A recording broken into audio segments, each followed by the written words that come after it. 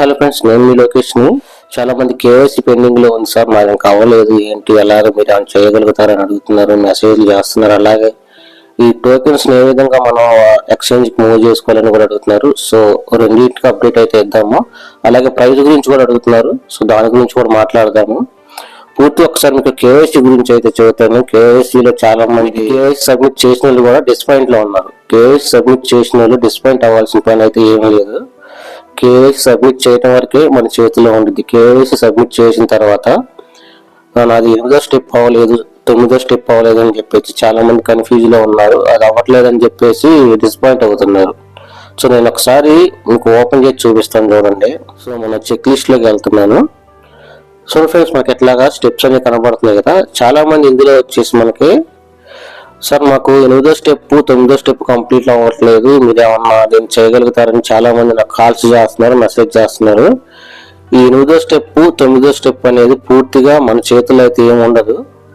దీన్ని కంప్లీట్ గా సిస్టమే చేయాలి. కోర్ టీం వాళ్ళే దీన్ని కంప్లీట్ చేయాలి. ఆటోమేటిక్ అయిపోతుంది. మన చేతుల్లో ఉందల్లా ఓన్లీ మనం కేవైసీ సబ్మిట్ చేసామా లేదా అన్నంత వరకు మనం చూసుకోవాలి. ఒకవేళ కేవైసీ మీకు వచ్చి కంప్లీట్ చేసుకోలేదు అనుకోండి, అది మీ తప్పు, మన తప్పు అవుతుంది. ఓకేనా? ఎవరైతే కంప్లీట్ చేసుకోలేదో వాళ్ళు తప్పు అవుతుంది. కేవైసీ కంప్లీట్ చేసిన తర్వాత, కేవైసీ సబ్మిట్ చేసిన తర్వాత రిజల్ట్ అనేది ఒకటి మన చేతుల్లో ఉండదు. రెండోది వచ్చేసి ఈ 8వ స్టెప్ 9వ స్టెప్ అనేది కూడా పూర్తిగా మన చేతిలో అయితే ఏమి ఉండదు. దాన్ని కోర్ టీం వాళ్ళే కన్ఫర్మేషన్ చేయాలి, కోర్ టీం వాళ్ళే దాన్ని అప్రూవ్ చేయాలి. అప్పుడు మాత్రం అవి మనకి గ్రీన్ కలర్ లోకి అనేది వస్తాయి. ఓకేనా? ఆ గ్రీన్ కలర్ లోకి వస్తేనే మనం కాయిన్స్ మనం అమ్ముకోవడానికి కానీ, లేదంటే మనం ఎవరికైనా ట్రాన్స్ఫర్ చేసుకోవడానికి కానీ, ఎక్స్చేంజ్ మూవ్ చేసుకోవడానికి ఉంటుంది. ఓకేనా? అర్థమైంది కదా మీకు? పూర్తిగా మీరు ఎవరు కూడా ప్యానిక్ అవ్వద్దు, అలాగే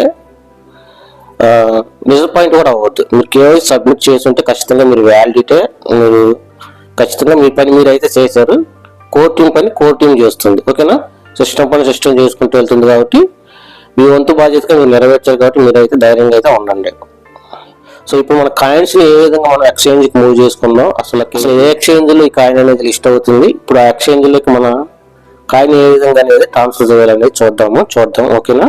పై కాయిన్ అనేది ప్రజెంట్ మనకి బిట్గేట్ ఎక్స్చేంజ్ లో లిస్ట్ అవుతుంది. సో ఇంకోటి OKX వాలెట్ లో లిస్ట్ అవుతుంది. కానీ OKX వాలెట్ అనేది మనకి ఇండియాలో బ్యాన్ చేశారు. సో OKX వాలెట్ అనేది లీగల్ గా మనకి మన రీజన్ లో అయితే అది రిజిస్ట్రేషన్ అయితే చేసుకోలేదు కాబట్టి OKX వాలెట్ మనకైతే పనిచేయదు. ప్రజెంట్ మనకి బిట్గేట్ వాలెట్ అనేది వర్క్ చేస్తుంది. ఈ బిట్గేట్ వాలెట్ లోకి ఏ విధంగా అనేది మనం కాయిన్స్ అనేది ట్రాన్స్ఫర్ చేసుకోవచ్చు చూద్దాం. అలాగే మనకి బైనాన్స్ లో కూడా లిస్ట్ అవుద్ది త్వరలో. ప్రజెంట్ దాంట్లో ఓటింగ్ అయితే జరుగుతుంది. బైనాన్స్ లో మనం లిస్ట్ చేయాలా వద్దా అనేది కస్టమర్స్ యొక్క అభిప్రాయాన్ని కనుక్కుంటున్నారు. మీకు ఇంట్రెస్ట్ ఉంటే వెళ్ళి మీరు హోమ్ బటన్ లో ఉంటుంది, ఆ హోమ్ బటన్ లో పైకి సంబంధించిన ఓటింగ్ మెసేజ్ ఉంటుంది, చదివి దాని ప్రకారం సో మీకు ఇంట్రెస్ట్ ఉంటే ఓట్ అయితే చేయండి. ఓకేనా? సో త్వరలో కూడా బైనాన్స్ లో కూడా పై కాయిన్ అనేది లిస్ట్ అయితే అవుతుంది. సో ప్రజెంట్ మనకి బైనాన్స్, బిట్గేట్ రెండు మన ఇండియాలో వ్యాలిడిటీ. సో దాంట్లో మన కాయిన్స్ ఏ విధంగా ఇప్పుడు డిపాజిట్ చేయాలని చూద్దాం. ఓకేనా? బిట్గేట్ ఎక్స్చేంజ్ అకౌంట్ లేని వాళ్ళు ఏం చేస్తారంటే, ఫస్ట్ మీరు బిట్గేట్ ఎక్స్చేంజ్ అకౌంట్ తీసుకోండి, కేవైసీ అయితే కంప్లీట్ చేయండి. మస్ట్ అండ్ షుడ్ గా కేవైసీ కంప్లీట్ అయితేనే మీకు ట్రాన్సాక్షన్ చేసుకోవడానికి అవకాశం ఉంటుంది. మీరు అమ్ముకోవాలన్నా కొనుక్కోవాలన్నా ఖచ్చితంగా మీరు కేవైసీ అయితే కంప్లీట్ చేసుకోవాలి. ఓకేనా? సో ఫస్ట్ లేని వాళ్ళు ఆ పని చేయండి. ఉన్నోళ్ళు ఏం చేస్తారంటే కింద మీకు రైట్ సైడ్ లో మనకి ఎస్టేట్ అనే బటన్ ఉంటుంది. ఈ ఎస్టేట్ అనే బటన్ మీద అయితే క్లిక్ చేయండి. ఎస్టేట్ అనే బటన్ మీద క్లిక్ చేసిన తర్వాత మీకు పైన యాడ్ ఫండ్ అనే ఆప్షన్ ఉంది కదా, దీని మీద అయితే క్లిక్ చేయండి. దాని మీద క్లిక్ చేసిన తర్వాత డిపాజిట్ క్రిప్టో అని ఉంది కదా, దీని మీద క్లిక్ చేయండి. ఓకేనా? డిపాజిట్ క్రిప్టో ఉంది కదా, దీని మీద క్లిక్ చేయండి. సో చాలా వీడియోలో చెప్పిన అన్ని కాయిన్స్ డిపాజిట్ చేసినట్టే దీంట్లో కూడా డిపాజిట్ చేసుకుంటాం. అందులో పెద్ద విచిత్రమే లేదు. నేను కొత్త వాళ్ళ కోసం చెబుతున్నాను నేను. ఓకేనా? పైన సెర్చ్ బాక్స్ ఉంది కదా, సెర్చ్ బాక్స్ మీద క్లిక్ చేయండి. ఇక్కడ సెర్చ్ బాక్స్ మీద క్లిక్ చేసిన తర్వాత మీరు ఇక్కడ పై అని టైప్ చేయండి. సో మన పై సింబల్ తో వచ్చింది కనబడుతుంది కదా, పై సింబల్ తో వచ్చింది, దీని మీద క్లిక్ చేయండి. ఓకేనా? ఇట్లా ఓపెన్ అవుతుంది. ఇట్లా ఓపెన్ అయిన తర్వాత మనకి ఈ అడ్రస్ అయితే కాపీ చేసుకోండి. దీని మీద నొక్కండి, కాపీ అవుతుంది. ఇట్లా కాపీ చేసుకోండి, కాపీ అవుతుంది, కాపీ అని పడుతుంది. సో మినిమం మీరు 1 కాయిన్స్ ఎన్ని కాయిన్లు అయినా సరే డిపాజిట్ చేసుకోవచ్చు. మినిమం హాఫ్ కాయిన్ నుంచి పై కాయిన్లో వచ్చేసి మినిమం హాఫ్ కాయిన్ కానించి మీరు మీ ఇష్టం ఎన్ని కాయిన్స్ ఉంటాయని కాయిన్ డిపాజిట్ అయితే చేసుకోవచ్చు. ఓకేనా. సో ఇది కాపీ చేసుకున్న తర్వాత మీరు ఇప్పుడు మనం పై యాప్ను ఓపెన్ చేయాలి. సో చూడండి, నేను పై యాప్ ఓపెన్ చేశాను.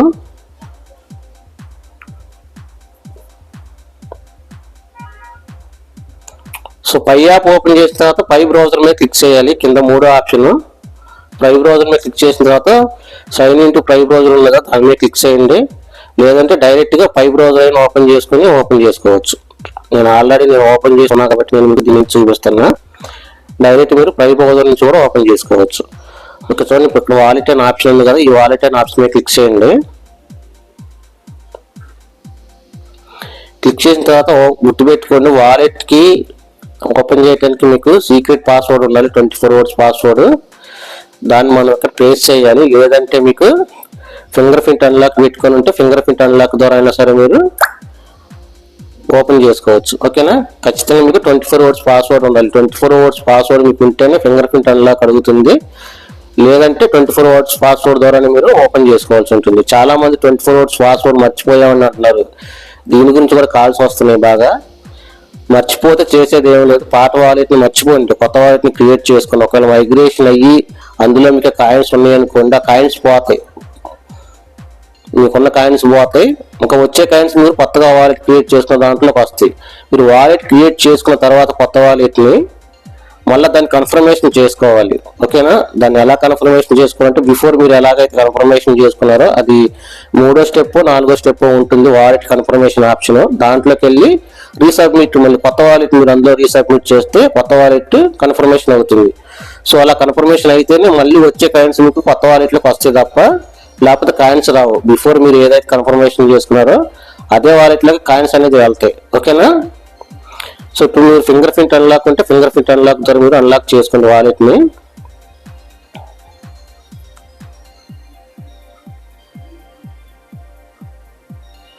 సో ఇట్లాగైతే కనబడుతుంది. ఓకేనా. ఈ విధంగా అయితే కనబడుతుంది. గుర్తుపెట్టుకోండి, మనం ఏ కాయిన్స్ పంపించాలని చెబుతున్నాను మీకు. ఈ బ్యాలెన్స్ అయితే టోటల్ గా రాదు మనకి. ఓకేనా. ఇక్కడ అవైలబుల్ బ్యాలెన్స్ ఉందని చూసారు ఇక్కడ, ఇది దీంట్లో ఈ అవైలబుల్ బ్యాలెన్స్ అని ఉన్నది మాత్రమే మనకు ట్రాన్స్ఫర్ బ్యాలెన్స్ లోకి వస్తుంది. సో ఇప్పుడు ఇక్కడ 70 కాయిన్స్ కనపడుతుంది పైన మెయిన్ నెట్ లో. ఆ 70 కాయిన్స్ మూవ్ అవ్వవు. ఇక్కడ అవైలబుల్ బ్యాలెన్స్ అని ఉంది కదా 6.79 అనేది. సో ఆ కాయిన్స్ మాత్రమే మనకి బ్యాలెన్స్ అనేది మనకి మూవ్ అవుతుంది. ఎక్స్చేంజ్కి కానీ లేదంటే వేరే వాళ్ళకి పంపించుకోవడానికి కానీ అది మాత్రమే మూవ్ అవుతుంది. సో దాన్ని మాత్రం మనం పంపించుకోవడానికి వీలవుతుంది. ఓకేనా. సో ఇప్పుడు మీరు ఏం చేస్తారంటే మీరు ఇక్కడ పే రిక్వెస్ట్ అని ఉంది కదా, ఇది ఈ ఆప్షన్ ఉంది కదా, దీని మీద అయితే క్లిక్ చేయండి. దీని మీద క్లిక్ చేసిన తర్వాత ఇక్కడ మనకు 2 ఆప్షన్లు కనపడుతున్నాయి చూడండి పైన, స్కాన్ అండ్ QR కోడ్ అని. అది వదిలేసేయండి. అది మీరు ఎవరికన్నా పంపించాలనుకుంటే స్కాన్ QR కోడ్ ద్వారా పంపించుకోవచ్చు. మాన్యువల్ ఆప్షన్ ఎంటర్ చేసుకోండి. ఇక్కడ మాన్యువల్ యాడ్ వాలెట్ అడ్రస్ ఉంది కదా, దీని మీద క్లిక్ చేయండి. మన ఎక్స్చేంజ్ పంపించుకోవడానికి లేదంటే వేరే వాళ్ళకి పంపించుకోవాలన్నా సరే ఇదే పద్ధతి. ఓకేనా. దీని మీద క్లిక్ చేసిన తర్వాత మనకి ఇలాగైతే ఓపెన్ అవుతుంది. సో నా దాంట్లో 6 ఉన్నాయి కాబట్టి నేను మినిమంగా ఒక 3 పంపించాలనుకుంటున్నాను. 3 ఎంటర్ చేయండి. ఇక్కడ ఎన్ని ఎంటర్ చేయాలనుకున్నారో అన్ని ఇక్కడ ఎంటర్ చేసేయండి. ఇక్కడ 3 ఎంటర్ చేసిన తర్వాత వచ్చేసి మీరు ఇక్కడ మనకి ఇక్కడ ఇది ఉంది కదా, ఈ అడ్రస్ ఇక్కడ ఎంటర్ అడ్రస్ అని ఉంది కదా, దీంట్లో వచ్చేసి మీరు అక్కడ కాపీ చేస్తున్నాం కదా అడ్రస్ ని, ఏది ఎక్స్చేంజ్ లో చూపిస్తాను కదా మళ్ళీ ఒకసారి మీకు. ఎక్స్చేంజ్ లో ఈ అడ్రస్ ని కాపీ చేసుకున్నాం కదా, ఈ కాపీ చేసుకున్న అడ్రస్ ని ఇక్కడ వాలెట్ అడ్రస్ అని ఉంది కదా, దీని మీద పేస్ట్ చేయాలి. ఇక్కడ వాలెట్ అడ్రస్ అని ఉంది కదా, ఈ బాక్స్ లో మనం దాన్ని పేస్ట్ చేయాలి ఇక్కడ. ఓకేనా. దాన్ని పేస్ట్ చేసి కింద ఇక్కడ ఆప్షనల్ ఉంది, మెమో ఆప్షనల్ అని. ఇక్కడ ఏం మీరు ఎంటర్ చేయాల్సిన అవసరం లేదు, మీ ఇష్టం ఏదైనా ఎంటర్ చేసుకోవచ్చు ఎంటర్ చేసుకోవాలనుకుంటే. ఓకేనా. అక్కడ మనం ఆప్షనల్ అని ఇచ్చింది కాబట్టి ఎంటర్ చేసిన ఒకటే చేయకపోయినా ఒకటే. తర్వాత ఇక్కడ సెండ్ అనే ఆప్షన్ ఉంది కదా, ఈ సెండ్ అనే ఆప్షన్ మీద క్లిక్ చేయండి. ఇలా అడుగుతుంది, కన్ఫర్మ్ అని అడుగుతుంది, కన్ఫర్మ్ చేసేయండి.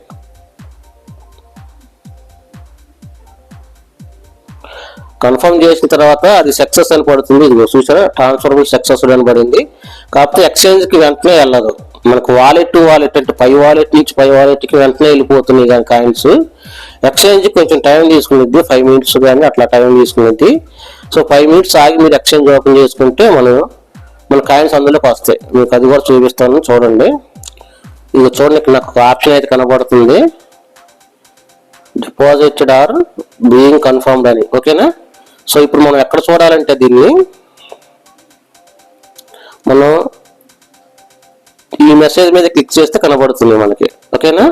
ఇప్పుడు చూడండి, ఆ మెసేజ్ మీద క్లిక్ చేస్తే మనకి ఈ విధంగా కనబడుతుంది. చూడండి, పై అనేది 3 కాయిన్స్ అనేది సక్సెస్ఫుల్ గా అనేది వచ్చింది. సో ఇది మన ట్రేడింగ్ రోజు వచ్చేసి మనకి ట్రేడింగ్ అకౌంట్ లో కనబడుతుంది. స్పాట్ అకౌంట్ అని ఉంటుంది ఇక్కడ కింద చూడు. ఇక్కడ మనకు వచ్చేసి ఇక్కడ కింద 2 ఆప్షన్లు అయితే కనబడుతుంది కదా, ఇది అకౌంట్, ఇది ఎస్టేట్స్ అని కనపడుతుంది. అకౌంట్ అని మీద క్లిక్ చేయండి మీరు, అంటే మీరు తర్వాత ట్రేడింగ్ రోజు కనపడేటప్పుడు చూడండి. అకౌంట్ మీద క్లిక్ చేసిన తర్వాత ఇక్కడ కనబడుతుంది చూసారా, ఇదిగోండి పై మీకు డిపాజిట్ అయినట్టు కనబడుతుంది. ఓకేనా. సో ఇది వచ్చేసి మనకి స్పాట్ లో కనపడుతుంది. 20వ తారీఖు తర్వాత మనకి ఇక్కడ పైన స్పాట్ అకౌంట్ అని ఉంది కదా, ఈ స్పాట్ అకౌంట్ మీద క్లిక్ చేస్తే మీకు కనబడుతుంది అనమాట. ఇక్కడ ఈ స్పాట్ అకౌంట్ మీద క్లిక్ చేస్తే మీకు కనబడుతుంది 20వ తారీఖున. ఇప్పుడైతే కనబడదు. ఇప్పుడు చూడండి, నాకు వచ్చేసి ట్యాప్స్ ఉన్నాయి, స్పాట్ లో ఓజీసీ టోకెన్స్ ఉన్నాయి, ఇట్లా కనబడుతుంది తప్ప పై కనపడట్లేదు. పై ఇంకా ఏంటంటే ట్రేడింగ్ లోకి రాలేదు. 20వ తారీఖున మనకి అది ట్రేడింగ్ లోకి వచ్చింది కాబట్టి అది కూడా మనకి ఇక్కడ కనబడుతుంది.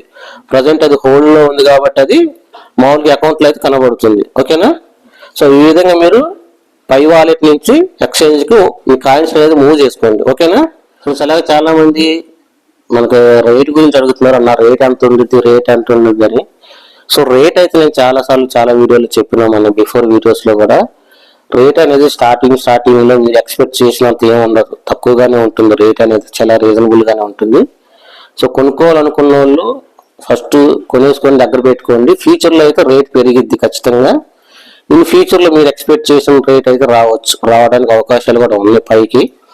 సో మీరు స్టార్టింగ్ లో అయితే మీరు స్టార్టింగ్ హై ఎక్స్పెక్టేషన్స్ అయితే పెట్టుకోవద్దు.